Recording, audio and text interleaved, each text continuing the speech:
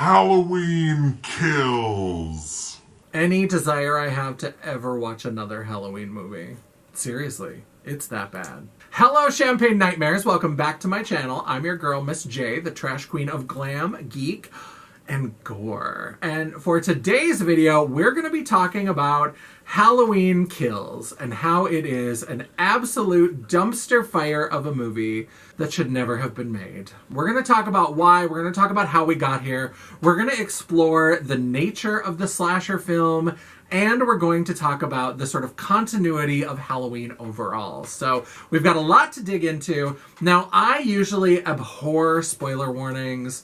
I hate giving spoiler warnings, but because Halloween Kills has been out less than a year, I will go ahead and say, this is your spoiler warning, bitch. Like, we're going to spoil everything. We're going to be talking about Halloween. We're going to be talking about Halloween Kills. We're going to be talking about the Halloween from 1978, the Halloween from 2018. We're going to talk about Psycho. We're going to talk about Peeping Tom. We're going to spoil a whole lot of fucking movies. Just get on board, buckle your seatbelt, and get ready to go, bitch, because we are going to do it. And if you're excited to talk about all of that scary, spooky, Halloween-related stuff, then get ready, because we're getting into it right now.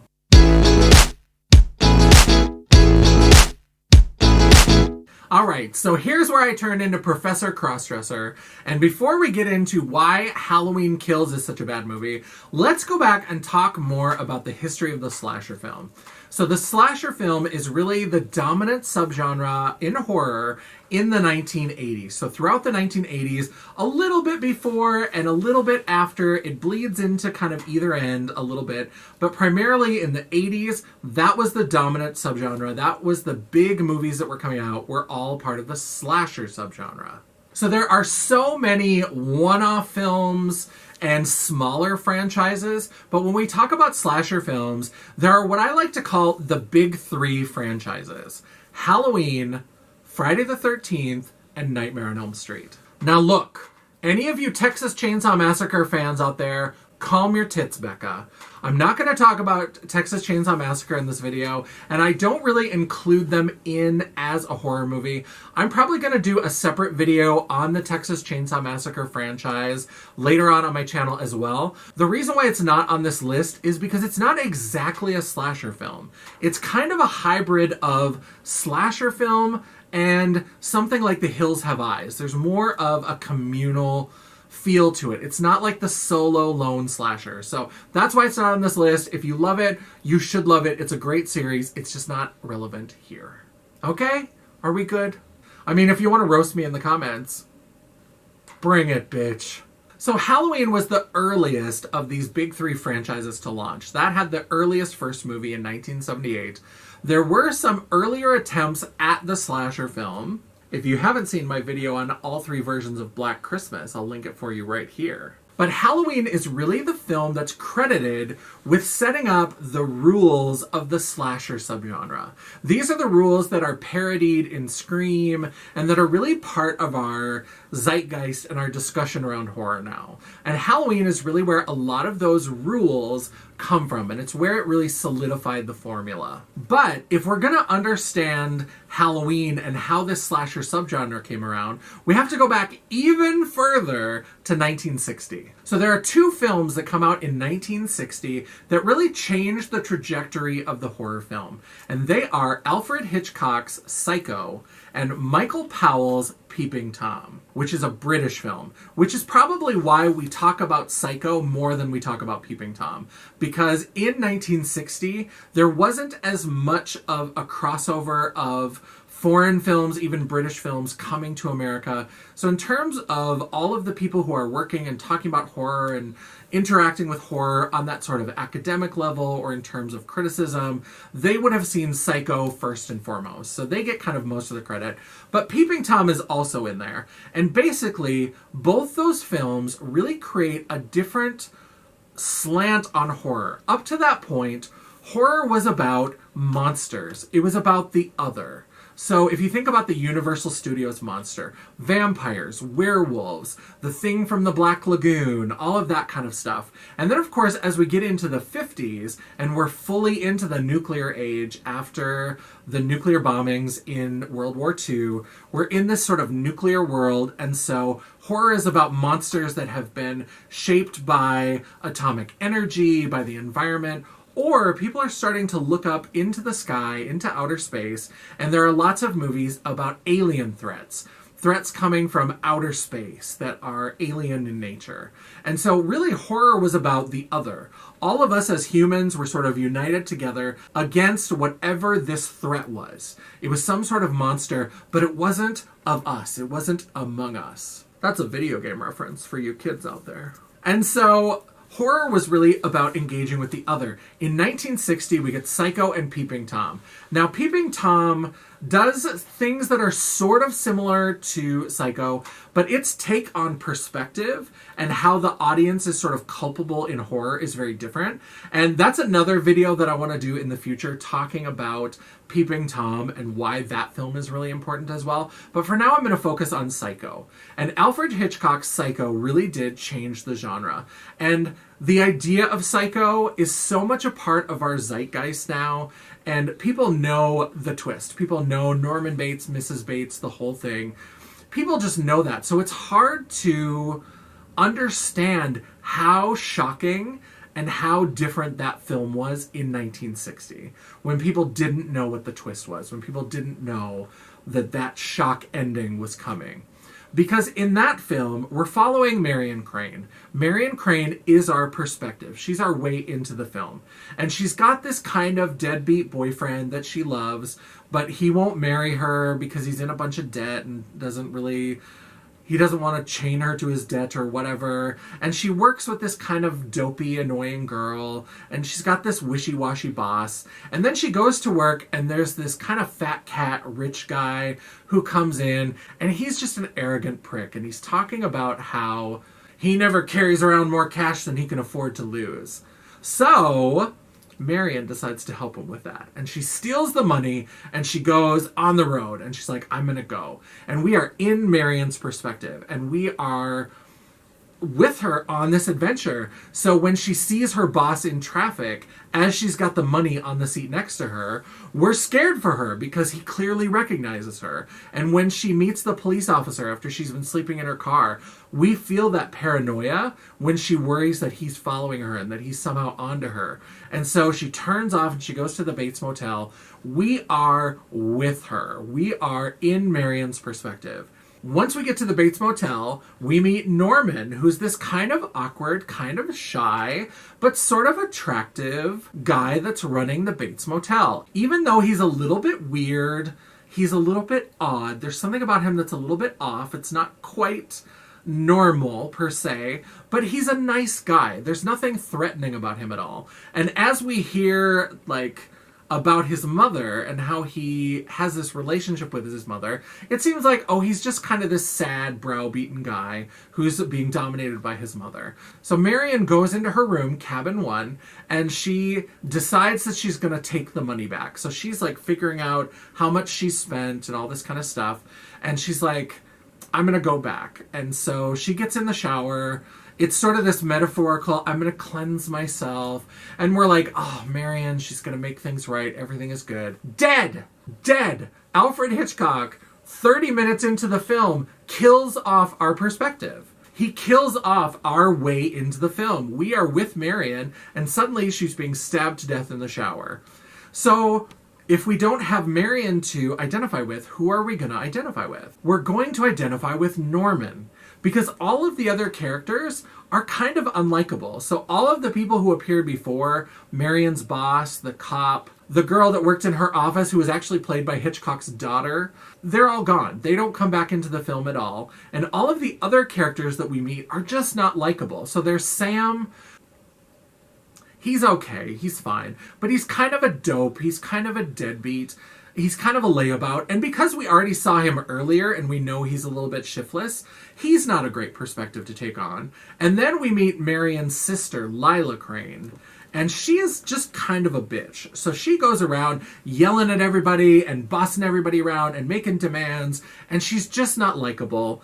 And if she's not likable, this private investigator, Arbogast, who's trying to track down the money, he's the worst of the lot. He is downright nasty. He's an asshole. So when he dies in the Bates house, nobody gives a shit. Like, we don't care. So the only person for us to identify with is poor browbeaten Norman, who has to clean up after his mother's mess. And we're worried for him. There's actually a scene where he's sinking Marion's car into a swamp, and it stops about halfway down. And you can see him kind of like, what do I do? And as an audience member, you're scared for him. You're like, oh shit, sink, sink. You want the car to sink because we care about Norman and we care about what happens to him. So in the end, when it's revealed that he is the killer, that he's been dressing up as his mother, it completely changes how we think about our viewing of the film. Because we've just spent more than an hour in Norman's perspective and rooting for Norman and caring about Norman and really kind of being Norman in the world of the film. And then it turns out that he's our killer. So with Psycho and with Peeping Tom, horror is other people. It's us. Hashtag relatable. So after Psycho, you get more people who are sort of playing with this idea of horror being found within our own communities and within our own homes. And so you get early attempts like Black Christmas from 1974, but Halloween is really the film that kicks off the slasher subgenre and really kind of created a lot of those rules. Part of the reason why Black Christmas was a little bit unsuccessful is because people didn't know that moviegoers would watch a movie for the killer. And if you watch my video, you'll hear the whole story about this. But you don't really get much of the killer. It's more focused on the victims. With Halloween, you get more of a mix of both. And we find out more about the killer and who they are and how they fit into the story. I would say that Halloween has the best first movie of the big three franchises. I think of the original Halloween, the original Friday the 13th, and the original Nightmare on Elm Street.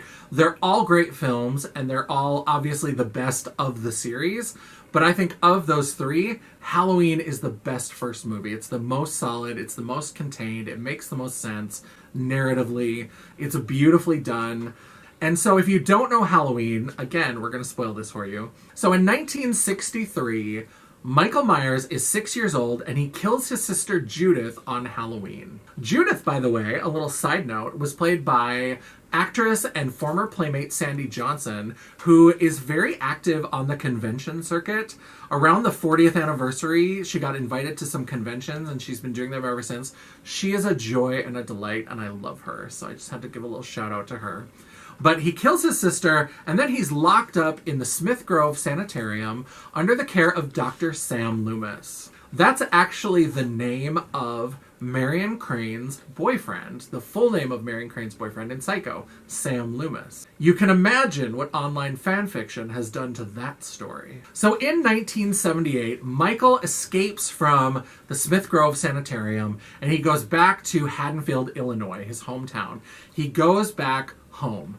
And this film is about a bunch of babysitters in the suburbs who are stalked by Michael Myers. Now, the film was originally called The Babysitter Murders, and then they changed it to Halloween, and they set it at Halloween. Interestingly enough, they filmed it in the middle of summer and had to, fake fall leaves because it looked like summer in the suburbs when they were filming this movie. So they did a really good job of creating a set design that helped you believe, but all the grass is super green. There's green leaves on the trees. They really had to kind of do some things to fake it up a little bit.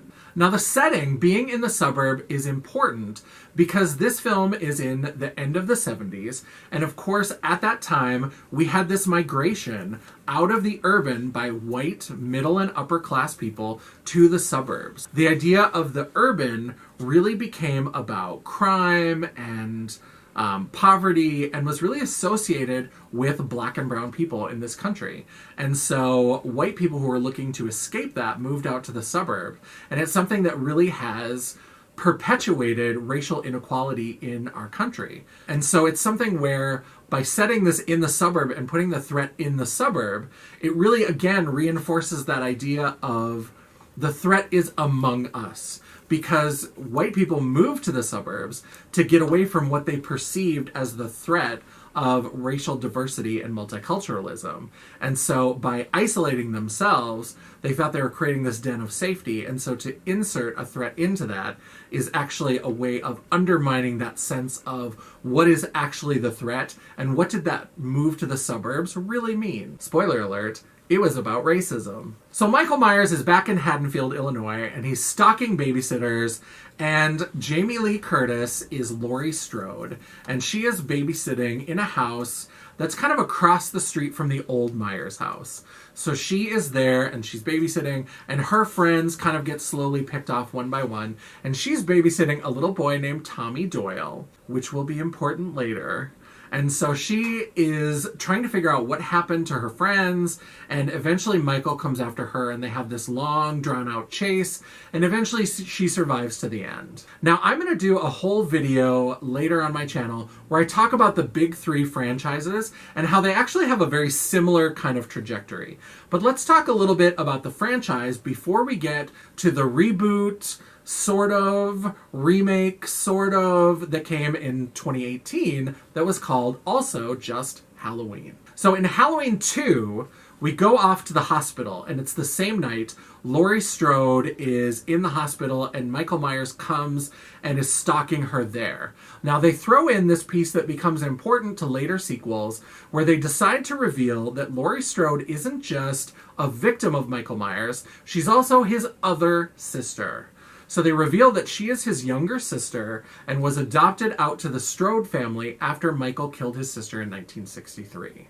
So that becomes an important element of the Halloween franchise. That Michael Myers isn't just killing people randomly, although he does a lot of that throughout the series, but he's also trying to eradicate any living family member. He's trying to kill his sister specifically. So he killed Judith in 1963, and now he's back to try to kill Laurie. Then Halloween 3 is a standalone film. So they actually were like, we're going to get away from Michael Myers. We're going to take this franchise in a whole new direction.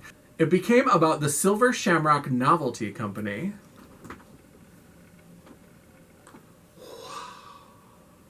And they make a trio of Halloween masks for the kids of Santa Mira, California. A skull, a pumpkin, and a witch. And the whole story revolves around the fact that this Shamrock company is actually run by, I believe, some like warlocks or something that are trying to kill these kids to do some ritual. And so the masks, if they're wearing the masks and stare at the TV when this certain jingle plays on Halloween night, it's going to kill all the kids. So there's this detective who's trying to figure out what's going on and shuts it all down and all that kind of stuff. So it's a standalone film. They're like, we can do it without Michael. And then it was released in theaters and they're like, oh shit, that was a bad idea. Oh, uh-oh, we shouldn't have done that. Damn it. So Halloween 3 has developed a certain cult following. There are people who really love that movie, and there are some people who say that that's the best film in the series. However you feel about it is fine. But at the time, it was a flop. And so they were like, we need to go back to Michael Myers. We need to bring that back in. So with Halloween 4 and 5, they did something similar to 1 and 2, where they had two movies that were set on the same night. And instead of featuring Laurie Strode, because you know Jamie Lee Curtis wasn't coming back for this pile of shit, they instead focused on Jamie Strode, who is Laurie Strode's daughter. So in number 4, they reveal that Laurie Strode died in a car accident. That's also going to be important later. And she's left behind a daughter named Jamie. So her daughter is now living with other family members in Haddonfield, Illinois. And Jamie Strode is played by Danielle Harris, who has a lot of infamy. She's very well known in indie horror circles, and she is kind of one of the roles that she's really known for is playing Jamie Strode in Halloween 4 and 5. So she is Michael's niece. So for 2 movies, he's trying to stalk her and kill her, and in number 5, they kind of reveal that she's got some sort of weird, like, psychic connection with her uncle. It's very strange. I would have to say that, unfortunately, even though Halloween has the best first movie in the series, by far it has the worst sequels. The sequels get really bad really fast. culminating in what is easily the worst film of the series, Halloween 6, The Curse of Michael Myers. In this one, Jamie Strode has been aged up, and we enter the film where she's being held in this weird place, and she's pregnant, and she escapes. And then she gets killed, but her newborn baby is still alive, and gets passed off to a very young and delicious Paul Rudd. He's ageless. And he is now the protector of this last member of the Myers family that, of course, Michael Myers is stalking and trying to kill. But Paul Rudd is not just eye candy in this film. He's also Tommy Doyle. So he's the little boy Laurie Strode was babysitting from the first film. So now Jamie Lee Curtis, her character was killed off, and then it was her daughter. Now her daughter has had a baby, but she's dead, but the baby's still there, and it's Tommy Doyle who's trying to do this. And they also introduce this really terrible, terrible idea of the Curse of Thorn. So Thorn is this, like, rune from the Celtic runes, and they turn it into this idea of this cult where the cult members are trying to get Michael Myers to kill his entire bloodline because it will bring fortune to the cult members. It's real stupid. It's really bad. And the way that the film was cut, they kept making cuts and changes. So the film is almost incoherent. There's this random man in black. He's in like all black with these like steel-toed boots who gets off a bus. So he just shows up, and at some point he's like part of the chase with Michael Myers, but you don't know really who he is or why he's there. It makes no goddamn sense. It's really terrible. There are apparently some bootleg director's cuts out in the wild where some of the scenes were put back in, but it sounds like it was still pretty nonsensical even at that point. So that's number 6. Now we get into the place, because those have like sequeled into oblivion, and it's just gone to such a weird place. But people still want to make money off this little cash cow. So, like, what are we going to do? So, 20 years later, in 1998, we have Halloween. We have Halloween! Halloween! In 1998, we have Halloween H2O, where we actually get Jamie Lee Curtis back as Laurie Strode. What? You said she was dead. So the only nod to any of the previous continuity is there's a line in the movie where Laurie Strode admits to her boyfriend who she is, and she says, I was Laurie Strode. I was Michael Myers' sister. I faked my death and moved out to California. So she faked her death. She doesn't mention the fact that she had a daughter and just left the daughter there or abandoned the daughter. They're trying to pretend that the daughter doesn't exist. We fucking know that the daughter exists. We know that Danielle Harris was out there in that little clown costume. We know. We done been new, okay? So she just they decide to retcon it and pretend like none of that shit happened. But they kept in the part about her dying in a car accident and her being Michael's sister. So Halloween H2O was something that the big 3 franchises all tried to do with a certain movie, which was try to bring the franchise to an end with some degree of dignity. And again, I think that Halloween had the best movie that tried to end it with dignity, and that's Halloween H2O. With Friday the 13th, we got Jason Goes to Hell, which is a very divisive entry in the franchise. People either love it or they hate it, and most people really hate it. Nightmare on Elm Street, we got Part 6, Freddy's Dead, which is another one that most people, again, would argue is the weakest in the franchise.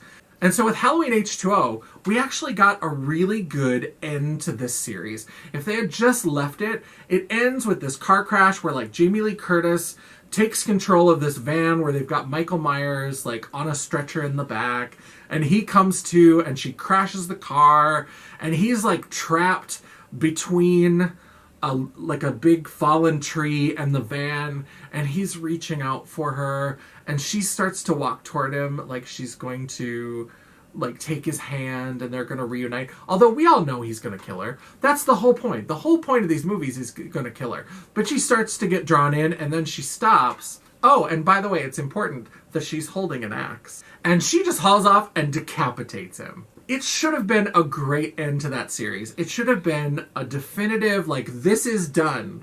Whatever we do with Halloween as a franchise in the future, this story is done. We have to be done with it. But of course, Where money talks, bullshit walks. We had to get a follow-up to that. So then we got Halloween Resurrection, where we find out that somehow Michael Myers was unconscious, but he like switched places with a deputy or a paramedic or something, and put his mask on the deputy or the paramedic. And so Laurie Strode actually decapitated like an innocent person, like he really was reaching out for her because he was an innocent person. She whacks off his head, and now she's in an institution. But she's been like palming her meds so that, because she knows that Michael is coming. And he shows up and then kills her. 15 minutes into the movie, the whole point of Michael Myers, which is to kill his entire family, taken care of. So what's the rest of the movie? Bullshit. That's what the rest of the movie is. Terrible! Now, Battlestar Galactica fans will probably love that you get to see Katie Sackhoff. She's one of the, like, meat puppets that's there to get killed off. America's Next Top Model creator Tyra Banks is there. So there's some interesting faces that get killed off, but it's really terrible. It's set in the Myers house, and it's like this online webcam reality show. So people are like getting stalked in the Myers house while they're on this online show, and people outside are watching it. It really tried to be this commentary on reality TV culture and stuff like that, but it doesn't really succeed. And that movie was so bad, we had to wait a full 16 years before we got another movie in the franchise. And that was 2018's Halloween. They just called it Halloween. They didn't try to engage with this crazy, weird, mixed-up continuity at all. They're just like, the original one was called Halloween, we're going to call this one Halloween. It's just a continuation of the story. And they really do strip down everything except that first movie. Everything is rolled back to the end of the first movie, including Jamie Lee Curtis's Laurie Strode being Michael Myers' sister. Somebody says, isn't she his sister or something? They're like, no, that was just some story that people made up. And they just throw that in for all the people who are like, they're going to find out that she's his sister. And they're like, no, bitch, we did that. It was terrible. It's bad, so we're not going to do it. And so basically then Michael Myers gets out, and again he comes back. And we find out that Laurie Strode, once again played by Jamie Lee Curtis, has been obsessed with Michael Myers for the last 40 years. And in fact, it's ruined her relationship with her ex-husband and with her daughter. She is obsessed. She's living on this compound. She's got weapons and traps and all these kinds of things. And she's obsessed. And her daughter, Judy Greer, is like, you are fucking crazy. We don't need to be around you. And she's got this granddaughter who's sort of sympathetic to her grandmother and likes her, but the mom doesn't want them to have a relation. It's a whole thing. So this one, again, could have been a kind of interesting film. And so basically, it's setting up the beginning of this final confrontation between Laurie Strode and Michael Myers. But at the end, we find out that his new psychiatrist, who took over after Sam Loomis died, because of course Donald Pleasance died after the Curse of Michael Myers. So he was the doctor up until that point. But then for H2O and Resurrections, there was really no doctor. The doctor really didn't figure in very much. There were little kind of homages to him, but it didn't really affect the story. All the earlier ones were about Sam Loomis almost as much as they were about the Myers family. So now we've got a new doctor, and we find out that he actually orchestrated the escape because he wanted to see this final confrontation between Laurie Strode and Michael Myers. But we find out that Michael Myers doesn't even really give a shit about Laurie Strode. He's not obsessed with her. He's not trying to settle some score. He just is trying to go home. That's his thing. He's always trying to get back home. So at the end of Halloween, Judy Greer and Jamie Lee Curtis come back together, and the granddaughter's there, and they push him down in the basement, and she's got this trap where like bars come across, and the house is on fire. And again, just like with Halloween H2O, this would have been a dignified ending to this franchise that has just been beaten to death. But no. We're not only going to get a sequel, they announced after Halloween 2018 came out, it was so successful, they announced that they were doing 2 sequels. So if you follow horror news and you knew that they were making 2 sequels, I mean, the writing was pretty much on the wall that Halloween Kills was going to be a shitty movie. Why? If the whole point is to have some big final confrontation between Laurie Strode and Michael Myers, you can't do that in Halloween Kills and then have another movie after that. That would make no sense. That would be terrible. So we all know that that big confrontation is going to happen in the last movie. Although, as we find out a little bit in Halloween, and then find out for sure in Halloween Kills, that confrontation doesn't even matter. Because Michael Myers is not obsessed with Laurie Strode. He's not trying to have some big final confrontation with her. He's just trying to get to his home. That's what he's doing, always going back home. So really the confrontation is just for Jamie Lee Curtis's character. What is in this movie? It's nothing but padding. It's padding and padding and padding and bullshit and padding. It's a cameo palooza, which for any other movie would be called fan service. But what fan asked for this? Nobody. Because it's not just that we get Tommy Doyle. Because Tommy Doyle is an obvious one, right? Like, he was the one that Jamie Lee Curtis was babysitting at the time. So we're going to get Tommy Doyle. That's great. But every single person who appeared in Halloween 1978 that didn't die, even if they only appeared for like 30 seconds, shows up in Halloween Kills. I mean, it's real bad. There's a bully that like makes fun of Tommy Doyle at school before he goes to be babysat by Laurie Strode. That scene is like 30 seconds. He becomes a major character in Halloween Kills.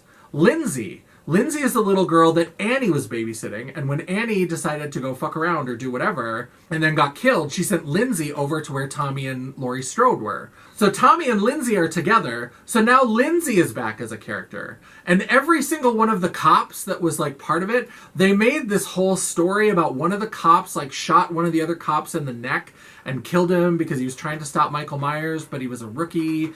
And the chief of police maybe covered it up and didn't say what really happened.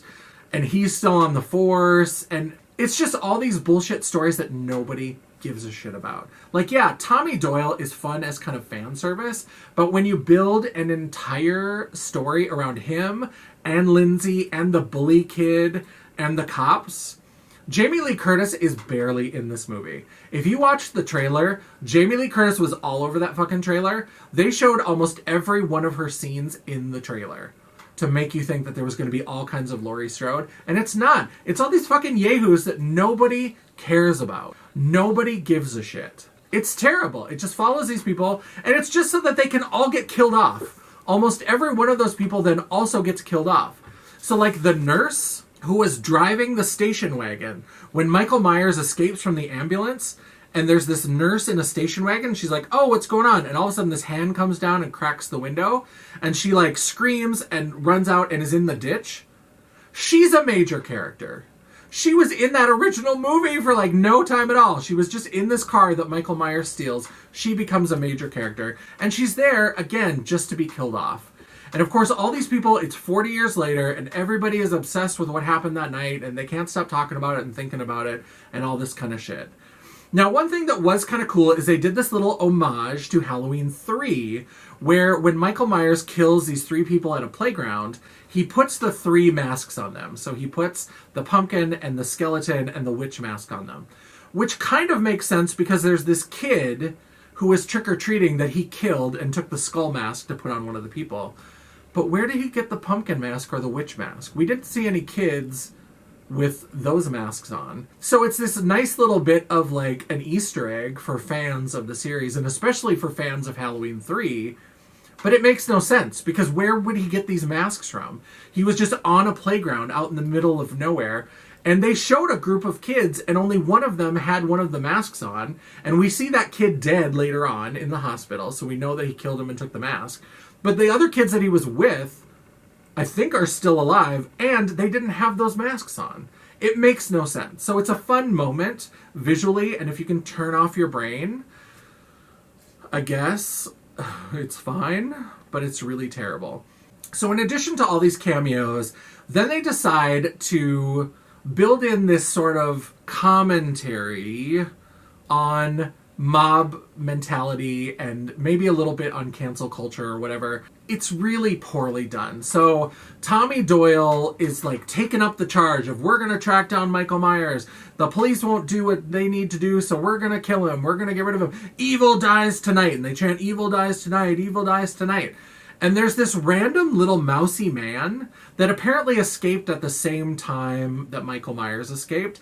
And so he's kind of wandering around, and he ends up going back to the hospital. But he's so meek and so mild and so just like, oh. And so because he had been seen on a TV screen at the same time that Michael Myers' photo was shown, none of these people actually know what Michael Myers looks like.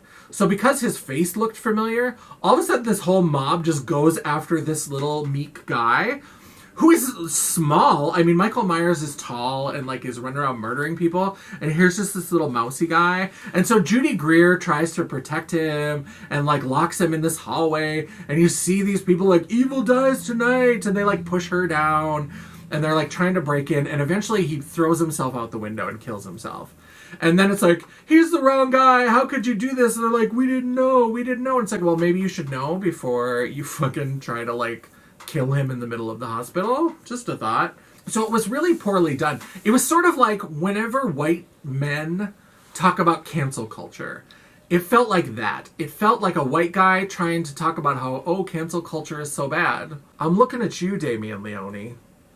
Where it's like people who don't even really understand what cancel culture is. They're being restrained. You're restraining my voice. And it's like, well, if your voice is to be an asshole, then yes, some of it probably is being restrained. And it's just more about actions having consequences. They just cannot get over it. It was terrible. It was just really poorly done. And then the mob, they didn't learn anything from this, because then the mob still like got all their weapons together. And then they found out that Michael Myers was like back on his street, because at that point everybody had figured out this whole confrontation with Laurie Strode was just Michael's weird psychiatrist's obsession. And so he wasn't even trying to come after Laurie Strode anyway. So they all went to the hospital because Laurie was recovering from her wounds at the hospital. And then they're like, oh shit, he went home. He's going to his house. So they all take off. They learned nothing from the fact that they got an innocent man with mental health issues to throw himself out of a hospital window. They're just like, oopsie, let's go try it somewhere else. And so they go after Michael Myers, and they get him like beaten down onto the ground. And then out of nowhere, Michael Myers just gets up, and there's kind of this voiceover where they're talking about how evil sustains him. As long as we're afraid, it sustains him. And he just was like, okay, I guess I'm sustained. And then he like gets up and like starts killing all of them. Some of them have guns. There are police officers there. Police officers. This movie is just further evidence that police officers will do anything, including getting murdered by a psychopath, to avoid shooting a white man. A cab. And so it's just ridiculous. So then he kills all these people, like one of the old police officers who's like a comeback character, and he kills Tommy Doyle. Kyle Richards, one of the Real Housewives, plays Lindsay. She's one of the few characters who actually lives, so she'll probably show up in the last one. Everybody else is like getting killed off, and he just like gets up off the ground in this mob of like 40 people who are all armed and just kills them all. And then the final slight, the final insult that they're adding to the injury of this piece of shit movie is that they kill Judy Greer. So now the granddaughter, Judy Greer's daughter, is at the Myers house, and the police are there, and they found the body of her friend who's there and all this kind of stuff. And the couple that, there was this gay couple who were mildly offensive, who like owned the Myers house and had like gentrified it and all this shit. It's so bad. It's so bad. And so there's police swarming around this house. And there had been this talk about how Michael like stands in the window. One of the police officers in 1978 had seen him standing in the window looking out. And they're like, maybe he was looking at his reflection. Maybe he was looking inward. And so out of nowhere, Judy Greer just like goes upstairs into Michael Myers' old bedroom and stands in the window and is like staring at her own reflection. And it seemed like maybe they were going to try to do something cool with her. Like maybe they would make her have mental problems, and maybe she would like bond with Michael Myers, or there would be something with the next movie. Apparently that was too much like Rob Zombie's Halloween 2. So they were like, oh, people hated that movie, let's not do it. So she's standing there, and all of a sudden, even though this house is crawling with police officers, absolutely crawling with police officers, Michael Myers just somehow works his way into the house where nobody has turned any goddamn lights on, even though it's a crime scene. and it's still in the dark, and all of a sudden he emerges out of the shadows, and you're like, oh my god, is he gonna like bond with her? Is she imagining this? Is she gonna become Michael Myers in her mind? No, he just kills her. He just fucking kills her, and then she's just dead, and that's the end of the movie. Fuck you. It's so bad. That movie, there is no reason for it to exist. They just need the final confrontation. And now, with the revelation about the psychiatrist, why does there even need to be a confrontation? Is it just to let Laurie Strode come to terms with this? Like, is Michael Myers not even part of the equation anymore? It's terrible. So that is why Halloween Kills has killed any desire I have to ever see another Halloween movie. Although you know I'm going to watch that fucking movie anyway. I'll hate watch it, but I'm still going to watch it. Alright, horror fans, that is the video. Let me know down in the comments below what you think. Did you love Halloween Kills? Is there something that I'm missing? I think it's just absolutely nothing but filler. It's just a way to cash in on this cash cow before we get to the end. Jamie Lee Curtis is not going to be in a wheelchair in her 90s, like wheeling around being chased by Michael Myers. So they know it's got to come to an end, or it's got to be recast, or there's got to be something. They're just trying to get their money. Is there something that I'm missing about this piece of shit movie? Something that redeems it for you? Please let me know in the comments below, because I hate it. And watching it was painful, and it made me want to die inside a little bit. So there's that. While you're down there, don't forget to give me a thumbs up, or if you love this movie and you think I'm just a salty bitch, go ahead and give me a thumbs down. I'll take it either way. The algorithm isn't a picky bitch, and neither am I. And while you're down there, don't forget to hit that subscribe button. Subscribe to my channel, become part of the Champagne Dreamers, and hit that bell icon so you'll be notified of all future uploads. I try my hardest to get out at least one video a week, and sometimes I even have a bonus video for you. Ooh. Spooky. If you'd like to chat, banter, or commiserate between uploads, all of my social media will be linked down in the description box below, including a link to my website, The World of Champagne, at JanessaJ.com. Thank you so much for watching. I love and appreciate all of you. I hope you enjoy this horror content. I love making it. I would love to hear your thoughts on what you'd like to hear more about in future horror videos. And until I see you again, bye. You were more scary, spooky. Spooky.